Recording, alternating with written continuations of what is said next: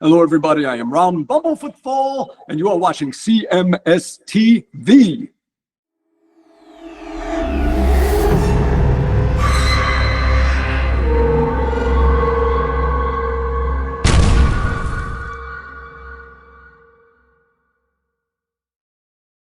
It is CHRIS Akin Presents. I, of course, am Chris Akin, and today on the show, we are going to be doing a little reading about a subject that is, I would say, underappreciated. It's that time when rock and hip-hop all merged, and everybody always points to, obviously, Walk This Way and, Aerosmith and Run-DMC, but there's a lot more there. There's the Beastie Boys, there's Anthrax, there's a little later Stuck Mojo or Limp Bizkit or what have you. There's so many of them that came from this one exploration that on paper, if you remember back then, did not seem like it would work, but it did rather well. And here to talk all about it is the author of the book, When Rock Met Hip Hop, How Run-DMC, Aerosmith, Anthrax, the Beastie Boys, and more shattered boundaries and rewired culture. It is Stephen Plush. Stephen, how are you, man? Oh, I'm doing great. I'm so glad to be here to talk about When Rock Met Hip Hop. It is. I'll tell you right off the bat, Stephen, you must have had a word count with your publisher just to that you had to get with that title. What a long title, man. Yeah, well, it's funny that the discussion about the subtitles is as long as most of the editing sessions, let me tell you. I get it. I've written a few books myself, and the subtitles are the same way. It's like you have a little short title, and then it's like because you got to make sure that people understand it. And I get it, but this makes it very clear. It harkens back to, I don't know what we would say here, the early 80s all the way through probably the 2000s would be the height of it. So why don't we start there, Stephen? Tell us a little bit about your decision to write about this time. Were you just a huge fan, or was it just something you felt was undercovered? I mean, what led you to explore it and write about it? Well, I wrote a trilogy, as it's called, 3 books. And they were When Rock Met Disco. Okay. When Rock Met Reggae. And then When Rock Met Hip Hop. There we go. Now, these were all musics that were pretty close to me, that I felt close to growing up in New York and learning about all this stuff. And when I'm talking about When Rock Met Disco, let's say, I'm not telling you the story of Do the Hustle and Tony Right. Manero from Saturday Night Fever. I'm talking about, when the Rolling Stones did Miss You and Kiss did I Was Made for Loving You. And Sure. And how about these rock groups came and transformed the genre? Likewise with reggae, with The Clash and the Police and Blondie and all that kind of stuff.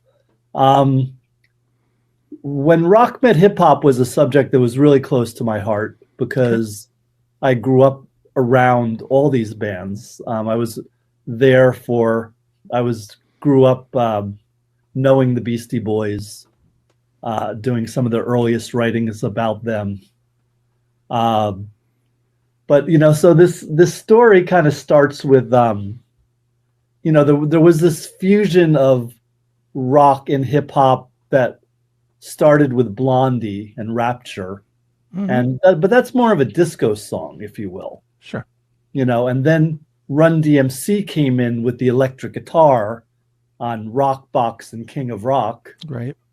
And then, of course, their merger with Aerosmith with Walk This Way, reinventing a song from the 70s and really taking it to a whole other level, taking both those bands and kind of putting them on a really high platform. VH1 said something about the most important video of the late 20th century, which really means the entire century because there were no videos before that, Sure. but saying that it was the most important video of that era. And I think that was true because the music obviously was one part of it, and the other part was the video. And the video was literally breaking down the walls, if you remember. Sure. Public Enemy and I'm sorry, when Run-DMC and Aerosmith, they're literally breaking down the walls, and the merger of the music really begins. And then, you know, the story kind of goes from there. You talked a little about it, but the Beastie Boys on No Sleep Till Brooklyn are playing with Kerry King from Slayer. Right. Right. And then if you want to jump straight to Public Enemy and Anthrax, that's, you know, Anthrax is one of the big four of the so-called speed metal bands with Metallica, Sure. Megadeth, Slayer, and Anthrax, right? Right. So Anthrax is a very New York story. They're probably, you know, very much like me, grew up hearing hip hop and rock. They're the kind of things you heard on the street. Mm-hmm. And Sure. And they took Public Enemy had written the song Bring the Noise, and did it on one of their records. Right. And Chuck D was a big fan of Scott Ian's because he had seen them on a cover of a magazine in a Public Enemy shirt, and he name drops them in a song. Right. And then Scott and Charlie from Anthrax really wanted to redo the song. Sure. And Chuck D was like, this is a great idea, but I already recorded this song. Mm-hmm. But little did he know, when he really brought the noise when Anthrax got on it, and they brought that chugging heavy metal sound to it. Mm-hmm. And you know, you could draw you could draw a line from that to Rage Against the Machine, to the new metal, like you mentioned, with Korn and Limp Bizkit or whatnot. Yeah, sure. And Limp Bizkit, you know, sometimes get a bad rap, but you know, DJ Lethal from House of Pain was their DJ. Mm-hmm. You know, and House of Pain probably made one of the most important songs, you know, with Jump Around.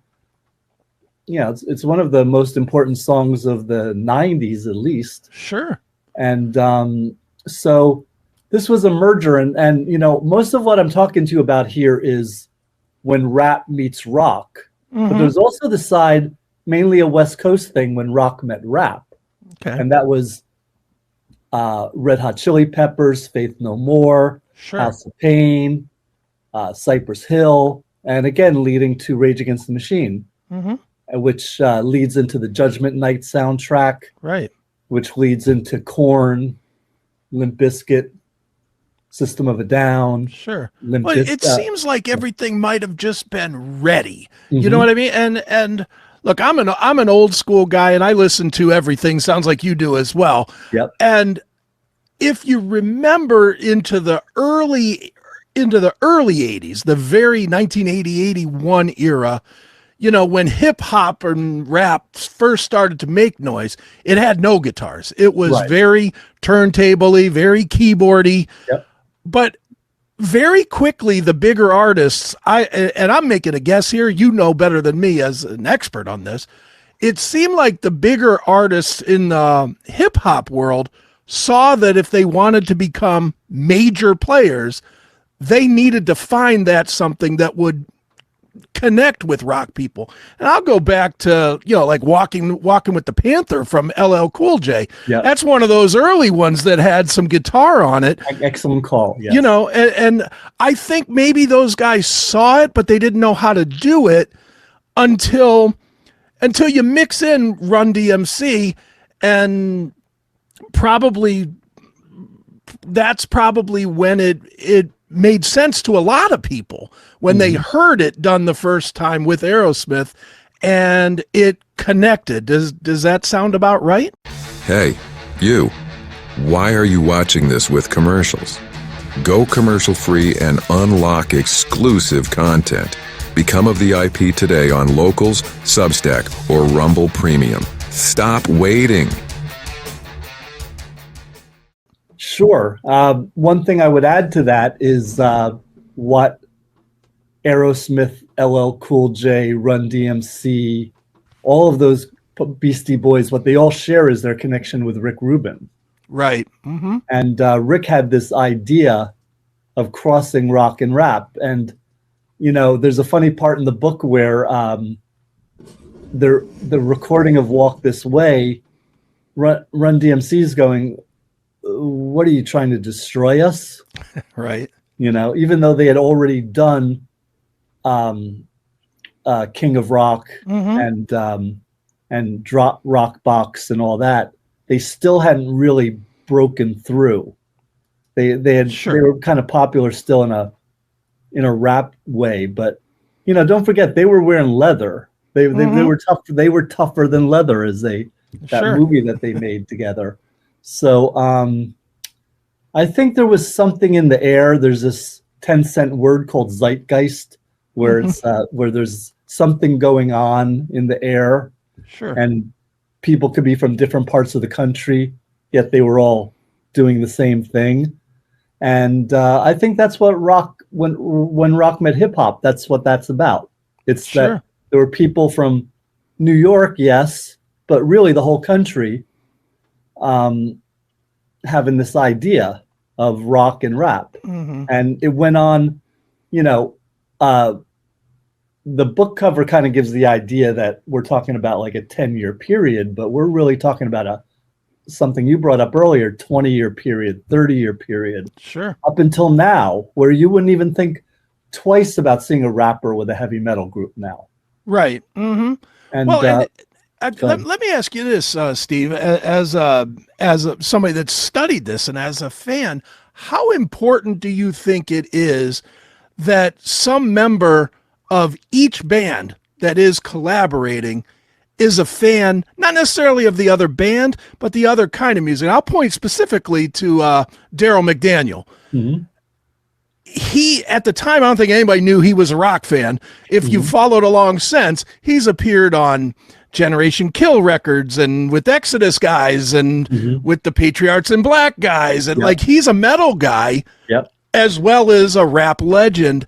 How important is it to merge, to have somebody that really is a fan of both in order to make a correct merger? Because we've heard incorrect ones too that don't work. Right. Well, it's everything, really. That the whole thing is like there's somebody in that group that has the urge to do it. I mean, the Judgment Night soundtrack where you had like Pearl Jam and Cypress Hill playing together, for instance, that all started because really DJ Muggs from Cypress Hill and Everlast from House of Pain were fans of this. Sure. You know, you just brought up a great thing with Daryl McDaniel. They were fans of this. The public, you know, Beastie Boys were fans of this. Sure. You know, Rick Rubin was a huge fan of this. So the point you make is great, and it couldn't happen unless it was real. Right. And that's the whole thing, because otherwise, you know, fake stuff always shows its face. Yeah, you we know, all remember Methods of Mayhem. And the real deal stands forever.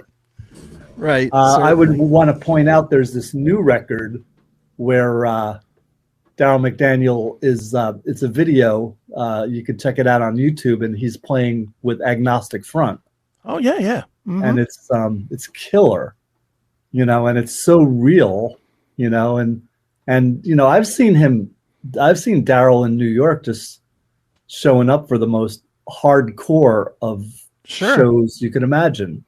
So, well, from what I understand, I actually interviewed Roger Merritt from Agnostic Front a couple of months ago, and I asked him about that, and he's saying exactly what you were saying.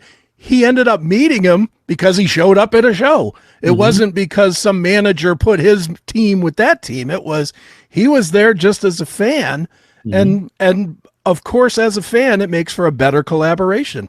Yeah. And it makes for it. And it's true. It's a true collaboration. It's not, there were a lot of, you know, fake rock rap songs. There was one that I talk about in the book where it was Anthrax playing with UTFO, who did Roxanne, Roxanne.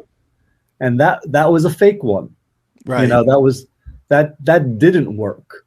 Right. So, and who remembers that record? Nobody. Right. So, No, you're right. And you know, the idea that, you know, Kerry King getting up there and playing the guitar solo on No Sleep Till Brooklyn. I mean, Sure.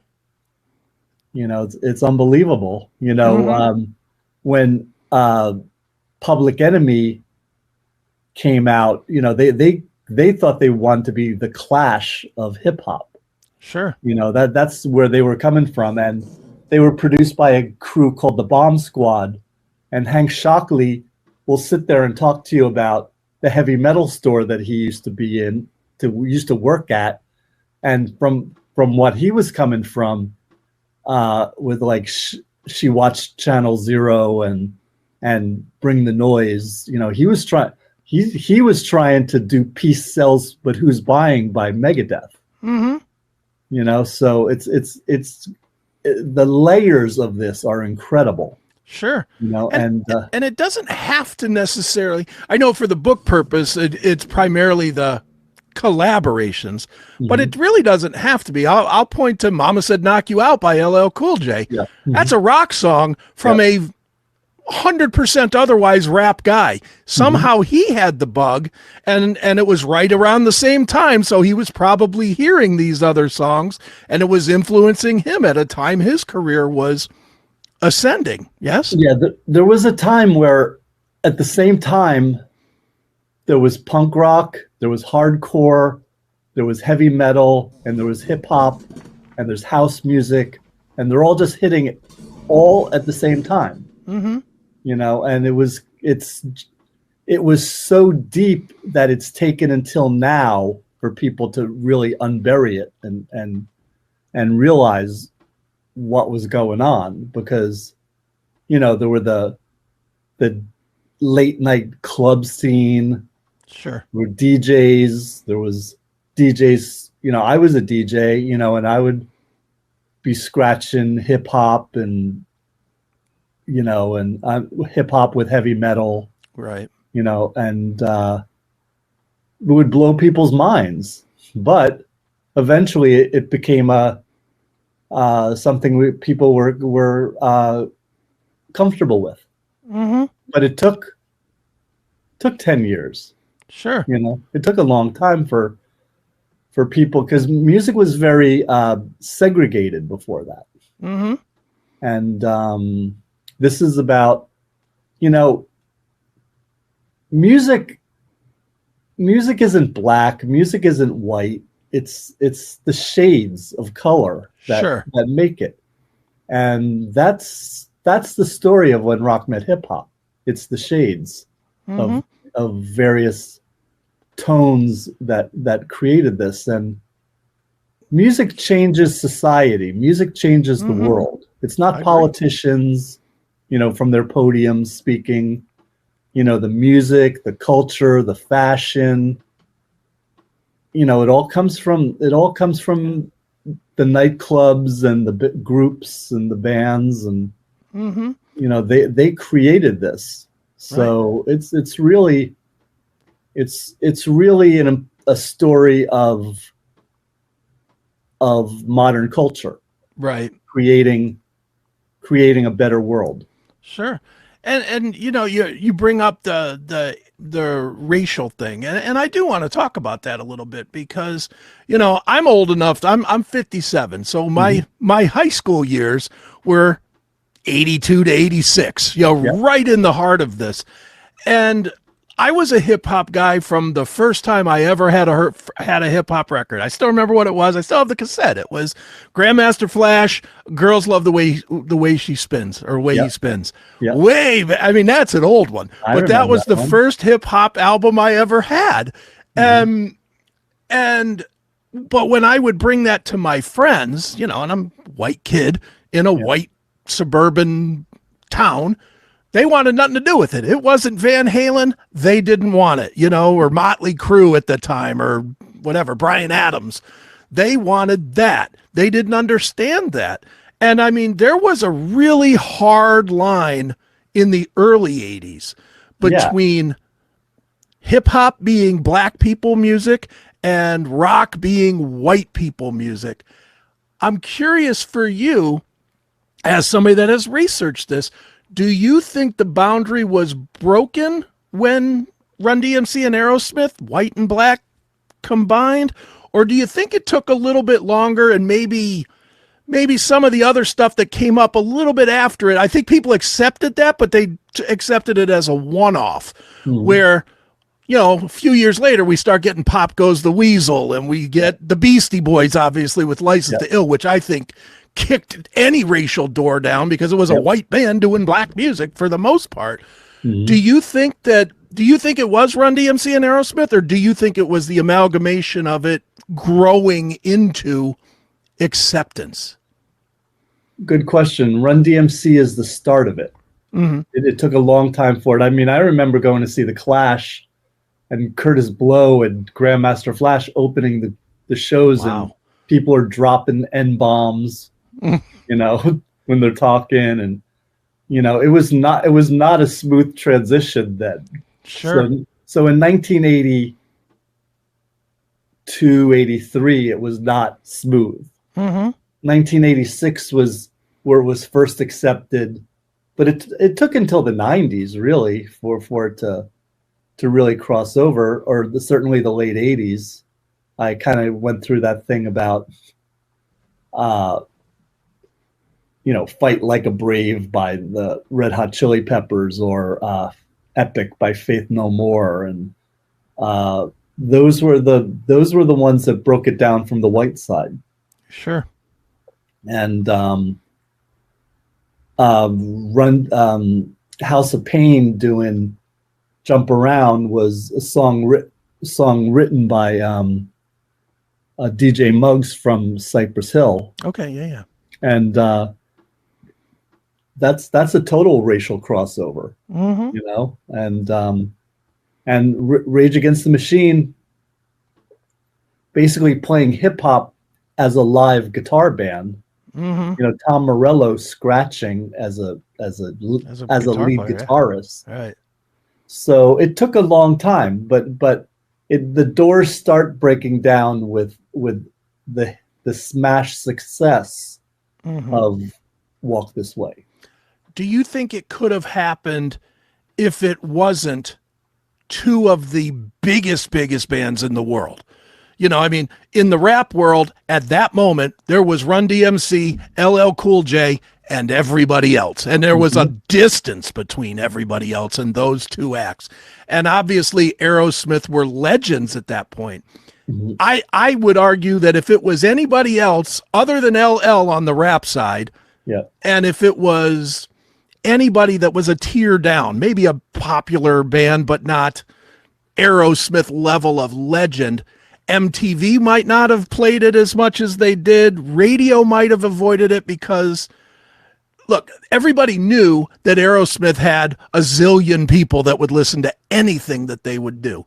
And everybody knew that in the hip hop world, anybody was looking for the next Rock the Bells or the next, you know, what have you from Run-DMC. I've always thought that, yes, they were the start, but if it wasn't those two, we might not have any of it today.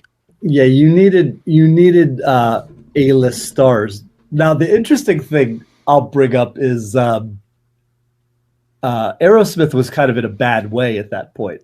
They were they had just come off of album called Rock in a Hard Place, right, where it was without Joe Perry. Right, so they made a record without Joe Perry, and then their so-called comeback record was called Done with Mirrors. Sure. Which was Done with Mirrors is a cocaine reference. Right. So, and it's definitely not their best work. That's for sure. Right. So that they needed Run-DMC to lead to their second wind. Sure. And Run-DMC needed Aerosmith to cross over to the white crowd. Sure. So it's both. It's like you needed bands that were big, but the bands also needed each other. Sure. To do that. And the tour dates of Run-DMC and Aerosmith were really, incredible. And they really changed music, those tour dates. I'll also bring up the tour dates of Public Enemy and Anthrax. Sure. Where there was really no crossover. There was like Anthrax fans were not really receptive fans, to Public Enemy and vice versa. But it worked. People were worried about like, was there like fights going to break out? Sure. That kind of a thing. And it didn't happen. And that again comes back to the power of music. Because the music was more important than anything. And I'm a big believer in the power of music. I believe that America and the world are a better place because of how advanced music was culturally. Sure. The ultimate hub for metal talk is classicmetalshow.locals.com. Get free episodes, social commentary, and VIP exclusive content. It's our online home. That's classicmetalshow.locals.com. Well, and you're right. I mean, the thing that it always cracks me up, because I still go to rap shows a lot. If it's something I like, I mean, there's not a lot that I like anymore in rap. I really don't like what we're doing now, but the old days I loved. And I can tell you, I've been to the most hardcore Ice Cubes and NWA back in the day, and the big tour with the Death Row, whatever that was called, the Black Ice tour or whatever that was, or Icebreaker tour with Tupac and Dre and all that. When you go into those shows, you may go in a little bit worried about your safety. I'm not going to lie and say I didn't. But at the same time, when you're there, as long as you know the words, kind of, that's what I've always found. As long as you're right there getting into it and people can tell you listen to it, you're no longer the white guy in the black crowd. Yep. And I think it's vice versa. I know when I've gone to really predominantly metal shows and I see like two black guys at a metal show, like at a Cannibal Corpse show or something crazy, they're not shunned as long as they look like they belong there. And I think that is like a mystery that most people never understand, is that music kind of untangles the weaving of everything in the real world for that hour and a half that you're in front of it. And people just don't seem to understand, or they don't want to understand it, A or B. Yeah, well, again, it depends who's saying that. The critics, if you're talking about them, they've never gotten it. Right. Critics have just never gotten, they never got metal. They never got hip-hop. the hardcore hip hop. They never got punk. They just don't get it. So that's part of it. Also, people are way more sophisticated than they're given credit for. That's a good right? point. I mean, you're showing up at these gigs, if some a-hole says something about you or some other people, that's on them, because that's not the truth. Right. It might end up in their article, Right. Sure. but it doesn't mean that they're correct. So I'm, it's the power of the people. It's really, that's what drives all this music. People are moved by the power of music. Sure. This. I don't want to sound corny about this, but it's a really deep thing that we're talking about. It's the world has changed for the better because of all these groups that we're talking about. Sure. Do you look back now and think that there was ever a moment, like obviously the ball started rolling with Run-DMC and Aerosmith, and then of course Anthrax and PE do Bring the Noise, and that really takes it to another level, which leads to new metal and and adaptation in a lot of areas. But I would argue that there was at least one brief moment, a time when, right when that was going, that it could have been derailed, and somehow it didn't. And that would be the fast rise of gangsta rap. Because gangsta rap, kind of the message was, keep it in your own neighborhood, we'll keep in our neighborhood. And, especially NWA. NWA is pretty blatant about some of the stuff that they were saying. When you look back at it, are you surprised that something like an NWA Rising, or even a little later with some of the early Tupac stuff and whatnot, didn't derail this movement? Well, it didn't derail it because white kids loved it too. True. You know what I mean? It's again, people are way smarter than they're given credit for. And, you're talking before, we've been talking a lot about Walk This Way by Run-DMC and Aerosmith. And it's in the book, but my friend who was the sound man for Aerosmith is the one who brought Rick Rubin and Steven Tyler and all them together. Okay. And he was on the phone with Joe Perry, and Joe Perry didn't know anything about hip hop, but when it was described to him, he said, "Hey, this sounds like the blues." And he goes, "I could get with that. Let's try it." So I think that's, great music, rap music, rock music, heavy metal, hip hop, heavy metal, hardcore. They're all kinds of soul music because it comes from the soul. And that's everything. Sure. It's if it's coming from your soul, then it's legit. I definitely agree. Definitely. Yeah. Well, Stephen, obviously, man, you have this great book, When Rock Met Hip Hop, How Run-DMC, Aerosmith, Anthrax, the Beastie Boys, and more shattered boundaries and rewired culture. It's fantastic. If you're a fan of any of this stuff, you really should check it out, because the backstory in a lot of this is amazing and is not really known. That's the other thing that's kind of weird, is as big as this movement got, most people don't know the back history of it. But it's a great book. Where do we tell people to go to buy it? Fastest and cheapest is Amazon. Okay. And I don't make as much money off of it, but I want you guys to have it immediately. So go to Amazon and look up When Rock Met Hip Hop, and or any of the books in this trilogy with When Rock Met Disco and When Rock Met Reggae. But we're here talking about When Rock Met Hip Hop. Right. And that's how to find it. Excellent. Well, one more time, it is When Rock Met Hip Hop. Stephen Blush is the author of it. And Stephen, this has been fun. Thanks for joining me here on CHRIS Akin Presents.